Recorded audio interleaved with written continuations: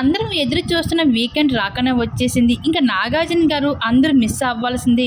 ఎందుకంటే ఈ వీకెండ్ తర్వాత నాగార్జున గారు గ్రాండ్ ఫినాలికి రోజుకి కలుసుకోబోతున్నారు. ఎదురు చూస్తున్న సాటర్డే వీకెండ్ వచ్చేసింది. ఇంకా వచ్చి రాగానే ప్రతిసారి సాటర్డేలో హౌస్మెంట్స్కి దుమ్ము దులిపేసినట్లుగా ఈసారి కూడా గౌతమ్ నిఖిల్ వార్ అన్నట్లుగా నాగార్జున గారు ఎంటర్ అవుతూ కనిపించేశారు. ఇంక గౌతమ్కి అయితే వీకెండ్లోనే గట్టిగానే ఇచ్చి పడేశారు నాగార్జున గారు.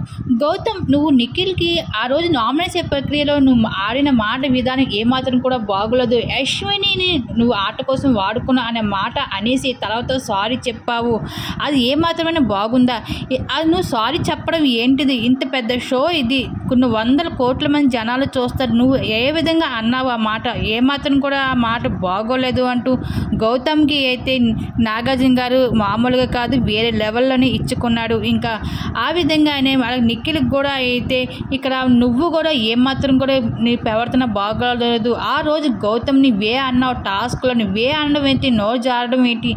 బిగ్ బాస్ హౌస్లో టాస్క్లు మాత్రమే కాదు బిహేవియర్ కూడా చూస్తారు. ఇక్కడ ఫినాలికి ఇంక ఎన్ని రోజులు లేదు, ఇంక ఒక్క వారం మాత్రమే ఉంది. ఈ ఫినాలి దగ్గర పడుతున్న సమయంలో మీ ప్రవర్తన ఈ విధంగా ఉంటే జనాలు మిమ్మల్ని ఏ విధంగా ఇష్టపడరు అంటూ ఈ విధంగా వీకెండ్లో వచ్చిన నాగార్జున గారు నిఖిల్కి అలాగే గౌతమ్కి గట్టిగానే ఇచ్చి పడేశారు.